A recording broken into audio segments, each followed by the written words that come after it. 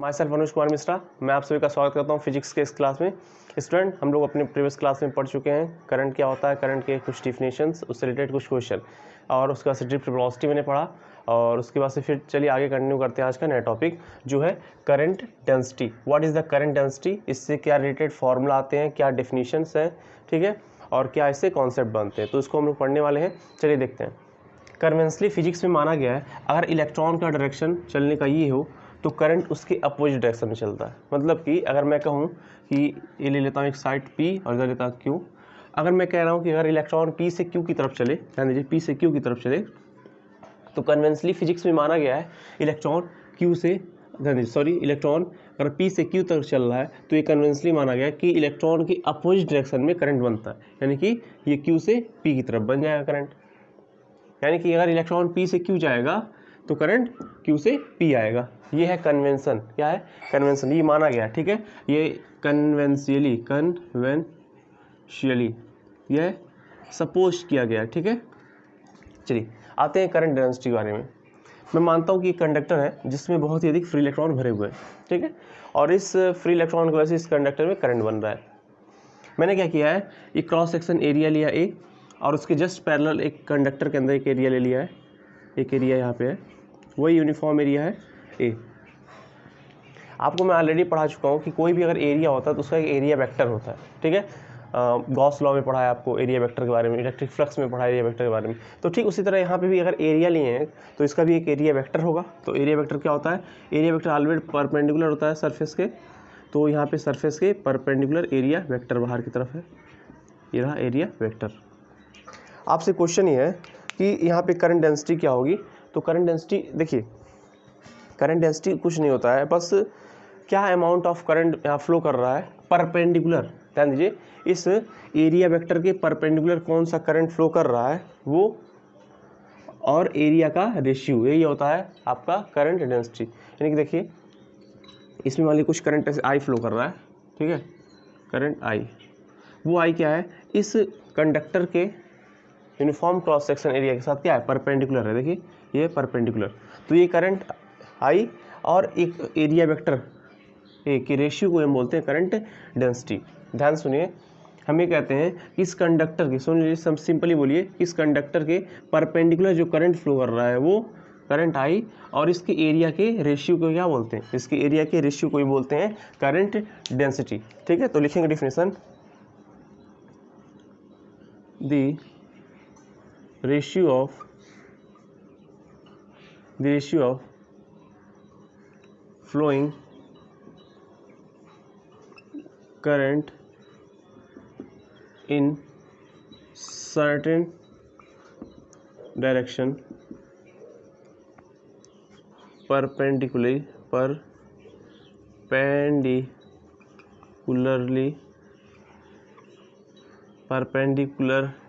हो गया,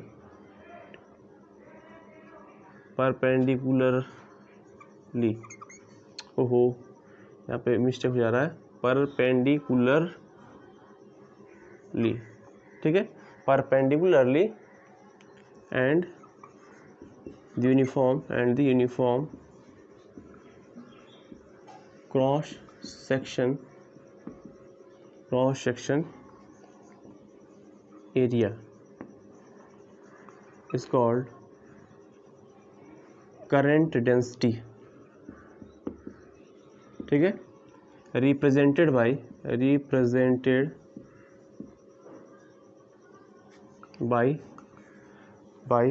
J से लिखते हैं, J से लिखते हैं, ठीक है।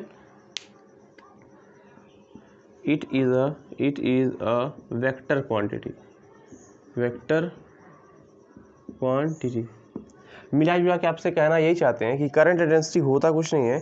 करंट डेंसिटी, ये देखिए डिफिनेशन के अकॉर्डिंग ये वेक्टर क्वांटिटी, तो मैंने वेक्टर लगा दिया, इक्वल टू, देखिए कह रहा है the ratio of flowing current यानी जो करंट फ्लो कर रहा है I in certain direction perpendicularly and the uniform cross section area. अब यूनिफॉर्म क्रॉस सेक्शन एरिया मैंने क्या एज्यूम किया है, A, तो यहाँ पे क्या डिवाइड में लगाएंगे आप, A। ये क्या होता है, ये होता है आपका करंट डेंसिटी, ये करंट डेंसिटी। तो यानी करंट डेंसिटी का फॉर्मूला क्या हो जाएगा, J equals to I by A, J equals to I by A. इसका यूनिट क्या हो जाएगा, यूनिट, तो यूनिट आप निकाल सकते हो, कैसे निकालोगे, देखिए आई का यूनिट एम्पियर होता है क्योंकि करंट है, तो इसका यूनिट हो जाएगा एम्पियर डिवाइड बाई एरिया क्या होता है मीटर स्क्वायर, तो कर लो मीटर स्क्वायर। ठीक है, तो आप बता सकते हो यहाँ पे the ratio of current flowing in any conductor in perpendicular direction, ठीक है, एंड क्रॉस सेक्शन एरिया, इसका आप रेशियो लेते हो तो ये रेशियो लेने पर बनता है करंट डेंसिटी। अब ध्यान दीजिए हम एरिया कौन सा ले रहे हैं, हम एरिया वही ले रहे हैं जो करंट के डायरेक्शन में है। ध्यान दीजिए हम एरिया वही ले रहे हैं जो करंट के डायरेक्शन में। अगर एरिया का डायरेक्शन बदल दिया जाए, यानी कि मेरे कहने मतलब मैं कुछ केस ऐसे ले लूँ, ध्यान दीजिए ऐसे कुछ ले लूँ, जो रियल फार्मूला वो बनाने की मैं कोशिश कर रहा हूँ। ध्यान दीजिए ये रहा क्रॉस सेक्शन एरिया, देखिए ये रहा क्रॉस सेक्शन एरिया। ध्यान समझिए जो इसके अंदर एरिया लिया जा रहा है वो एरिया कुछ ऐसे था, इसके पैरेलल था, यानी कि करंट के पैरेलल था। देखिए करंट ऐसे आ रहा है और एरिया वेक्टर भी ऐसे है, तो यानी कि ऐसे था।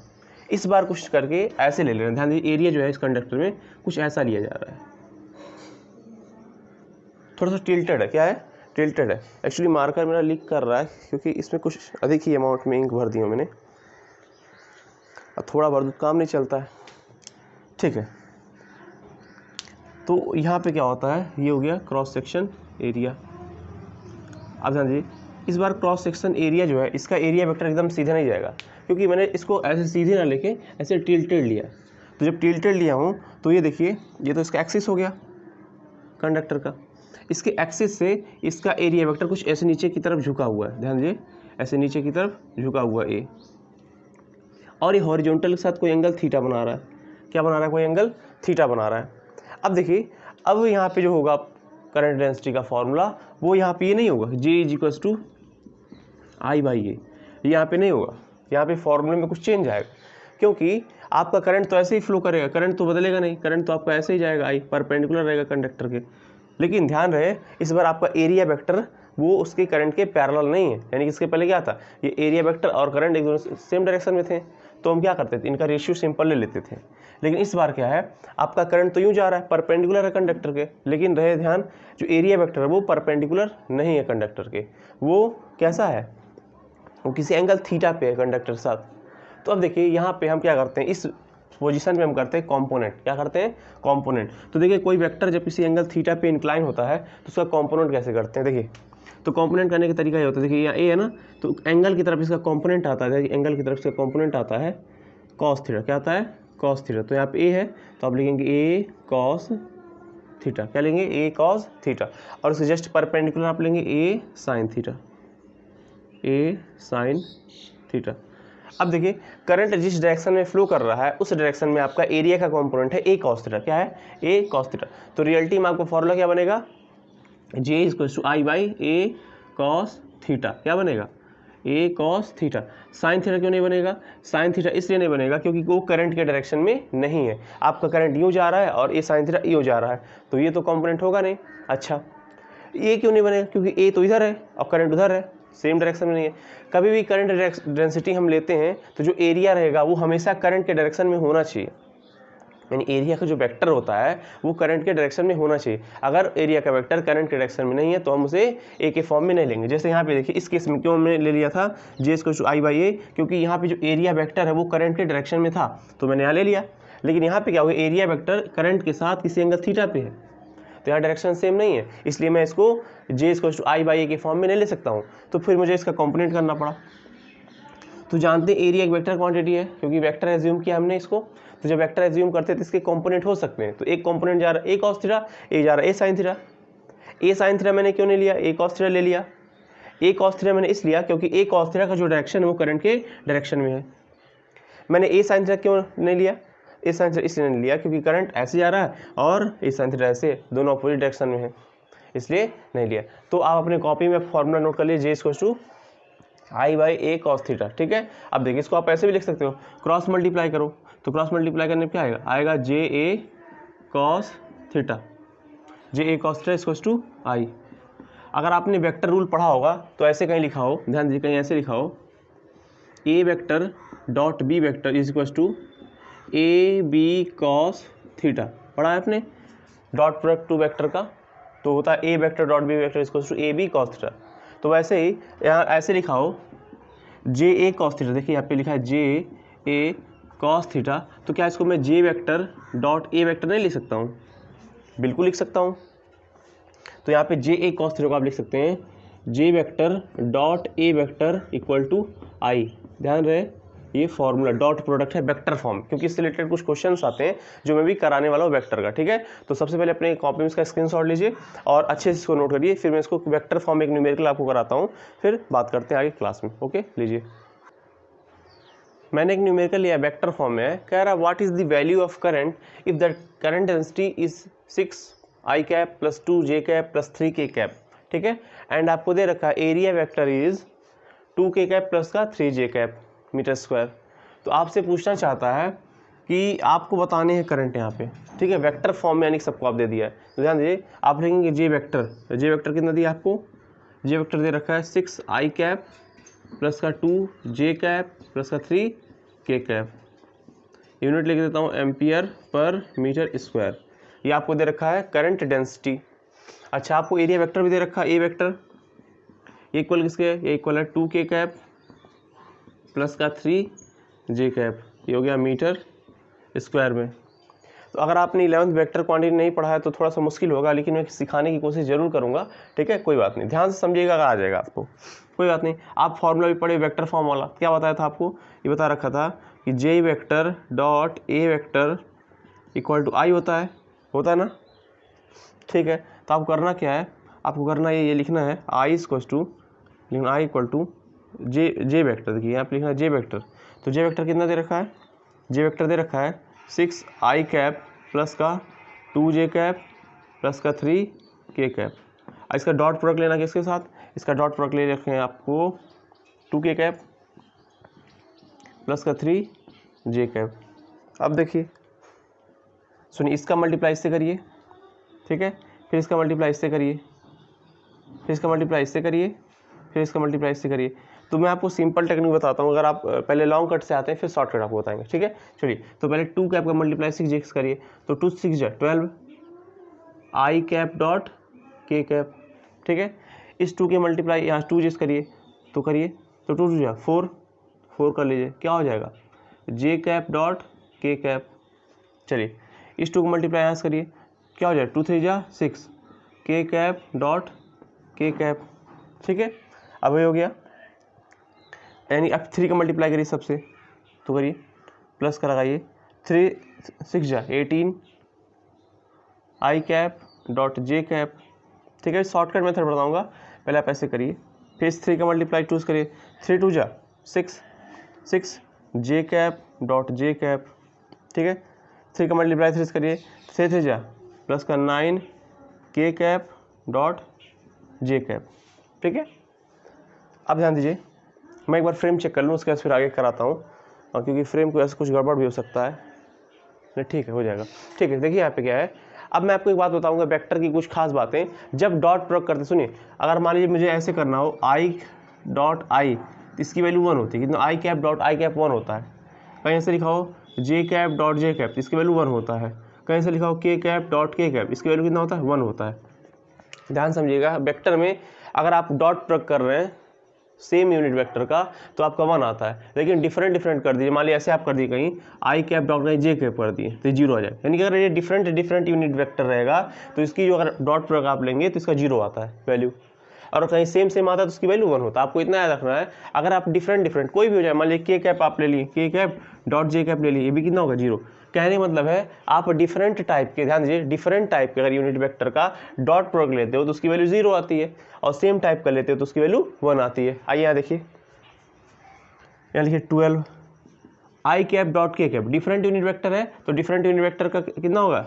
0 प्लस का 4 लिखिए, 4 यहाँ क्या है? जे कैप डॉट के कैप, डिफरेंट है तो यहाँ हो जाएगा 0 प्लस, लिखिए 6 के डॉट के, तो के और के कितना होता है? 1, यहाँ इंटू 1 प्लस का 18 आई डॉट जे, डिफरेंट है, कितना हो जाएगा? इंटू 0 प्लस का, इधर देखिए कितना है? 6 जे डॉट जे कितना होगा? 1 प्लस का, यहाँ कितना 9 है, के डॉट जे कितना होगा? डिफरेंट है, 0 होगा। अब देखिए 12 इंटू 0 0 हो गया, प्लस का 4 इंटू 0 0 हो गया, 6 इंटू 1 6 हो गया, प्लस का 18 इंटू 0 0 हो गया, 6 इंटू 1 प्लस का 6 हो गया, और 9 इंटू 0 0 हो गया। यानी कि आंसर सॉल्व करने पर आपका 6 12 एम्पियर।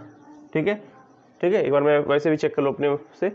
3 2 6 और 3 6 6 12, हाँ सही है। यानी आपका करंट की वैल्यू आ गया 12 एम्पियर इज दी आंसर।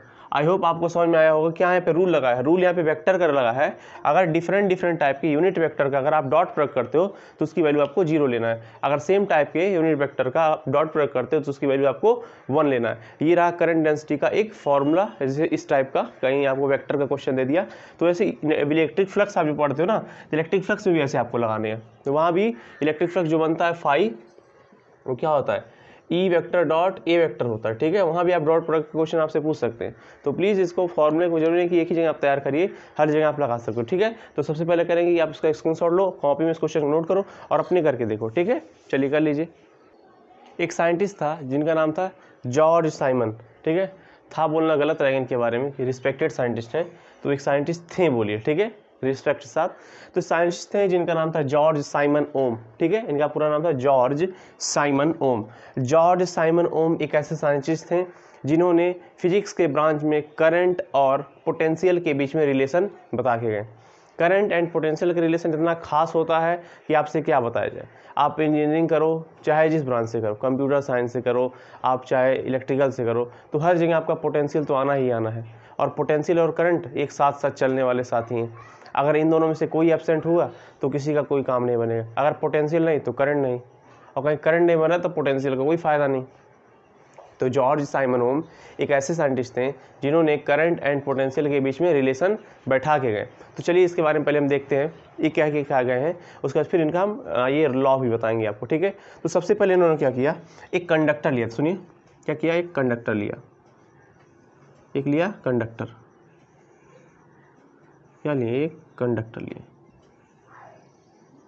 ठीक है, अब इस पे वो एक्सपेरिमेंट कर रहे थे। एक्सपेरिमेंट करने के ड्यूरेशन में इस कंडक्टर के क्रॉस उन्होंने लगाया एक बैटरी। तो जब बैटरी लगाया, ध्यान दीजिए, इसका उन्होंने पोटेंशियल डिफरेंस भी रखा और उन्होंने बताया कि इस कंडक्टर के क्रॉस जो पोटेंशियल मेंटेन रहेगा वो पोटेंशियल रहेगा भी। इसको देखने के लिए वो इसके पैरेलल में एक वोल्टमीटर लगा रखे थे। क्या लगाए थे, एक वोल्टमीटर। वोल्टमीटर कभी भी हम कहाँ लगाते हैं, पैरेलल में लगाते हैं। और पैरेलल में क्यों लगाते हैं, क्योंकि हम जानते हैं पैरेलल में पोटेंशियल क्या होता है, सेम रहता है। अगर हम और कहीं जगह लगा देंगे, सीरीज में लगा देंगे, तो हमको पोटेंशियल की वैल्यू वेरिएबल मिलेगी। इससे हम कन्फ्यूज हो जाएंगे कहाँ का सही है कहाँ का गलत है।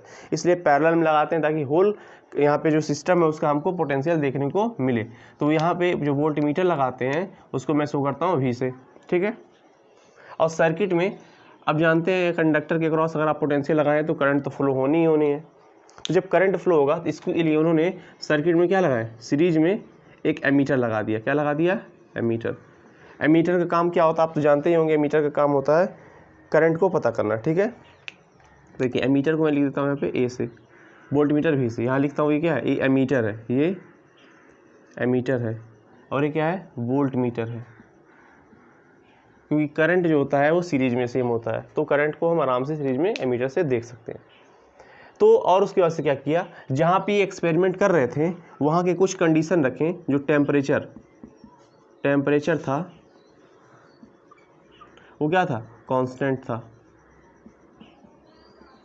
जो ये कंडक्टर का जो लेंथ लिए थे वो लेंथ एल, ये भी क्या था, कांस्टेंट था। यानी कि इसका लेंथ भी क्या था, वो भी कांस्टेंट था। अच्छा, जो इसका ये ले रहा था area, cross section area conductor का, क्रॉस सेक्शन एरिया, ये भी क्या था, कांस्टेंट था। अच्छा, जहाँ पे एक्सपेरिमेंट कर रहे थे वहाँ का प्रेशर, वो भी सब क्या रखे, सब कांस्टेंट था। यानी कि मिला जुला के ओम जो साइंटिस्ट थे वो एक्सपेरिमेंट कर रहे थे कहाँ पे, ऐसे कंडीशन में जहाँ पे वो कंडक्टर का टेम्परेचर नॉर्मल रख सके, यानी कि कांस्टेंट रख सके, लेंथ उसका कांस्टेंट रख सके। अच्छा, उसका क्रॉस सेक्शन एरिया क्या रखें, कांस्टेंट रख सकें। अब प्रेशर भी क्या रख सकते, कांस्टेंट भी रख सकें। ठीक है, तो ओम्स लॉ से हम यही सीखेंगे कैसे ये पोटेंशियल करंट में रिलेशन बना पाएगा। ठीक है। तो मुझे 1 मिनट का टाइम दीजिए, क्योंकि मैं भी एक्सपेरिमेंट ही कर रहा था। तो एक कंडक्टर लगा के आया हूँ, वो शायद अभी हीट कर रहा होगा, तो मैं उसको ऑफ कर दूँ थोड़ा सा। वेट, मुझे 1 मिनट का टाइम दीजिए, मैं उसको ऑफ करके आता हूँ। अभी याद आ गया ओम्स लॉ से। हाँ, हो गया काम। एक्चुअली वहाँ पे मैं जूल्स हीटिंग इफेक्ट का एक्सपेरिमेंट करता हूँ, तो उसी में जूल्स हीटिंग इफेक्ट का एक्सपेरिमेंट करते हुए वायर में छोड़ दिया था और काफ़ी हीट कर रहा था, उसका स्मेल यहाँ तक आ रहा, तो मुझे जाना पड़ा। कोई बात नहीं, सुनिए। तो ये टेम्परेचर क्या हुआ, कांस्टेंट है, लेंथ कांस्टेंट है, इसका एरिया कांस्टेंट है और प्रेशर भी सब कुछ कांस्टेंट रखा गया।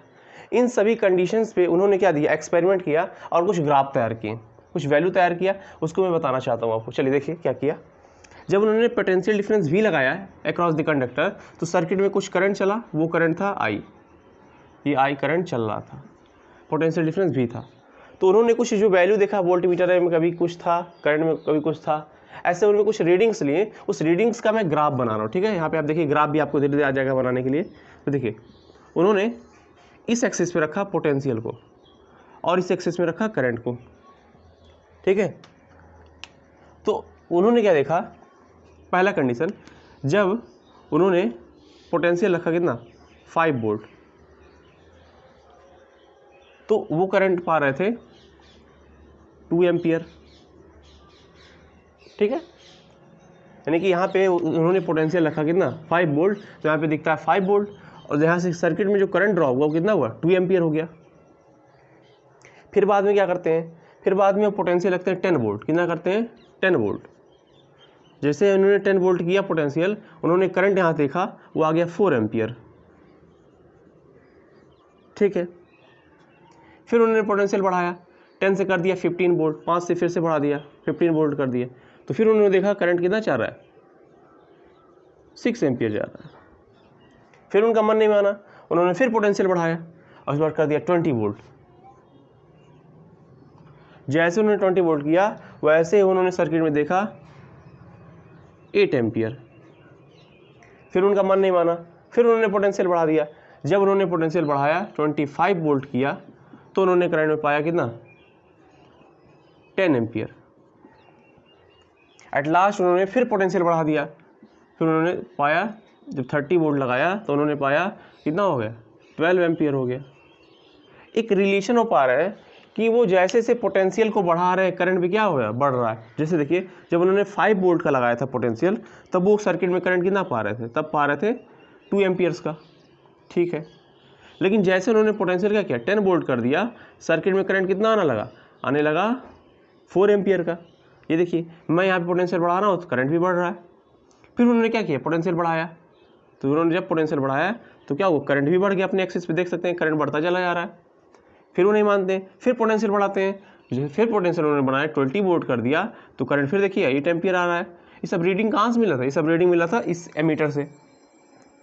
फिर उन्होंने 25 वोल्ट कर दिया पोटेंशियल, तो वो करंट 10 एम्पियर पर आ गए।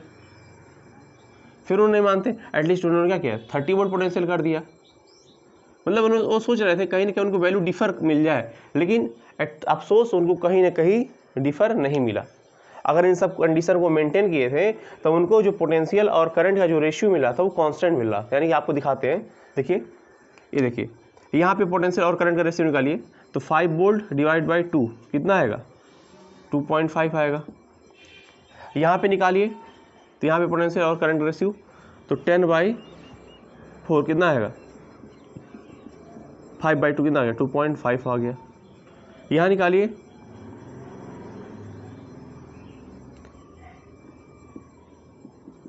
फाइव बाई टू यानी कि 2.5 आ गया। आप कहीं भी निकालिए, एट लास्ट में निकाल लीजिए 13/12 पे, तो 13/12 का निकालिए, 13 का 15 और 12 का 6, तो देखिए 3 2 जा 6 और 3 5 जा 15, यानी कि 5/2 यानी कि कितना आ गया, 2.5 आ गया। तो जहाँ जहाँ हम रेशियो निकाल रहे हैं 2.5, यहाँ भी 2.5, यहाँ भी 2.5, 2.5, 2.5, हर जगह वो 2.5 मिल रहा है। तो एक बात वो देख रहे हैं कि जैसे जैसे हम पोटेंशियल बढ़ा रहे हैं उसी रेशियो में करंट बढ़ रहा है, जैसे जैसे पोटेंशियल बढ़ा रहे हैं उसी रेशियो में करंट बढ़ जा रहा है। तो यानी कि करंट पोटेंशियल के साथ डायरेक्टली प्रोपोर्शनल का रिलेशन मिलता है। इसीलिए हमको हर जगह कांस्टेंट मिला था 2.5, 2.5, 2.5, 2.5। और जो उन्होंने ग्राफ बनाया वो कैसा था, ग्राफ बनाया था स्ट्रेट लाइन था। देखिए, आपने पोटेंशियल बढ़ाया, करंट बढ़ा, पोटेंशियल बढ़ाया, करंट भी बढ़ गया, पोटेंशियल बढ़ा दिया, करंट भी बढ़ गया। लेकिन जैसे जैसे आप एक्स वाई में चल रहे हैं वैसे एक्स में भी हो रहा है इंक्रीजमेंट। आपने एक्स देखे वाई में इंक्रीजमेंट किया, एक्स में भी हो गया, वाई में किया, एक्स में भी हो गया। तो ऐसे आप वाई में करते जा रहे हैं, एक्स में होता जा रहा है। तो एटलीस्ट ओम्स लॉ यही स्टैंड करता है। देखिए रियलिटी आपसे बताएं तो कुछ और होता है, बट जो बुक्स कहती हैं हमको बुक्स का मानना पड़ता है। रियलिटी बताएं कि बुक्स से अगर आप पढ़े जाइए, थोड़ा नॉलेज की बात करें आपको रियलिटी में, तो करंट डायरेक्टली प्रोपोर्शनल होता है पोटेंशियल डिफरेंस के। ठीक है, करंट डायरेक्टली प्रोपोर्शनल होता है पोटेंशियल डिफरेंस के। लेकिन बुक्स में क्या कहता है, पोटेंशियल डिफरेंस डायरेक्टली प्रोपोर्शनल होता है करंट के, बताते हैं। ये भी मैं प्रूव करा सकता हूँ कि करंट डायरेक्टली प्रोपोर्शनल होता है पोटेंशियल के, लेकिन बाद में अभी आप कंफ्यूज हो जाओगे, इसलिए अभी वो सब निकाल दो दिमाग से। ठीक है, तो ये मत सोचना मुझे नहीं आता है, आता है लेकिन ज़रूरत नहीं है भी आपको बताने का वो, क्योंकि इस चीज़ को अगर कोई पढ़ता है तो बीएससी के फर्स्ट ईयर में जाके पढ़ेगा। ठीक है, आइए तो चलिए ओम्स लॉ। ओम्स लॉ होता क्या है तो बताएंगे, at constant physical condition like temperature, pressure, length of conductor,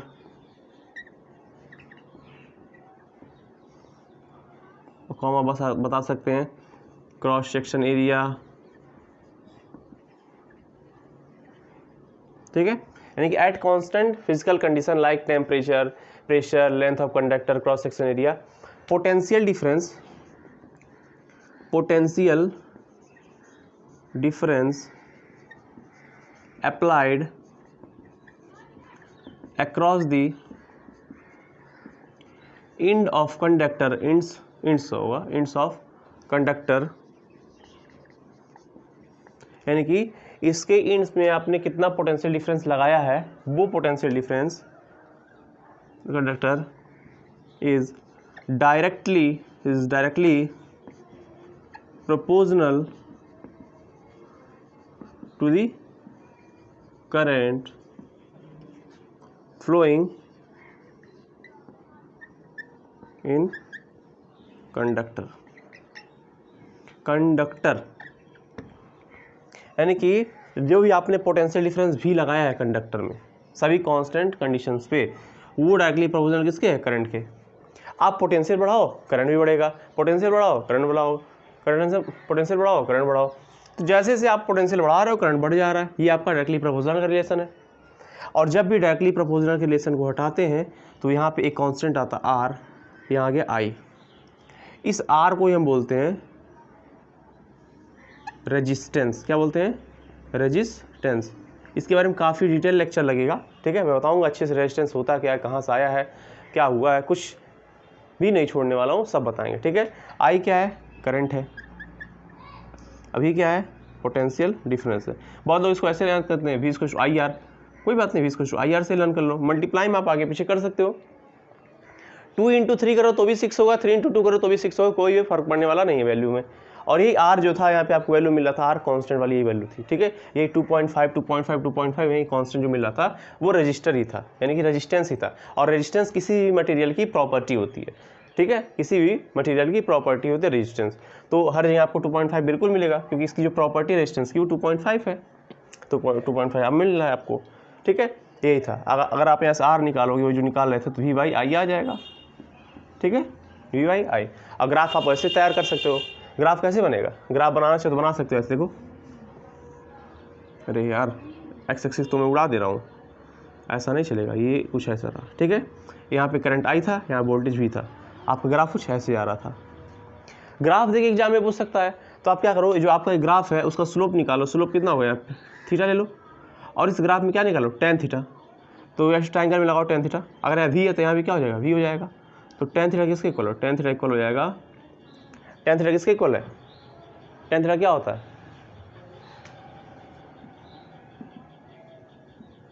वो मेरे लिए परपेंडिकुलर बाई बेस। तो यहाँ सामने क्या हो जाएगा, परपेंडिकुलर V है, बाई बेस कितना है, I है। तो देखिए V/I किसके इक्वल है, वो तो R के इक्वल होता है। यानी कि जो tan थीटा, यानी कि tan थीटा वो इक्वल आता है R के। काफ़ी डिस्कशन करेंगे लंबा, लेकिन आप समझिए कि किसी भी V/I ग्राफ का जो स्लोप होता है ध्यान जी, slope of V and I graph is resistance, यानी कि किसी भी अगर आप V I ग्राफ आपको दे दिया है, कह रहा है उसका स्लोप बताओ, तो उसका स्लोप ही क्या होता है, रेजिस्टेंस होता है, उसका स्लोप ही क्या होता है, रेजिस्टेंस होता है। मैं ओम्स लॉ को प्रूफ भी कराऊंगा, V = IR ही कैसे आया, इसको मैं प्रूफ कराने वाला हूँ, कोई टेंशन वाली बात नहीं, ठीक है। तो चलिए आप इसका स्क्रीनशॉट ले लीजिए, फिर मिलेंगे नेक्स्ट लेक्चर के साथ, ठीक है, और नए कॉन्सेप्ट के साथ। कोई प्रॉब्लम हो प्लीज़ शेयर करिएगा। तो यहीं तक रखते हैं अपने लेक्चर को, okay. Thank you for watching.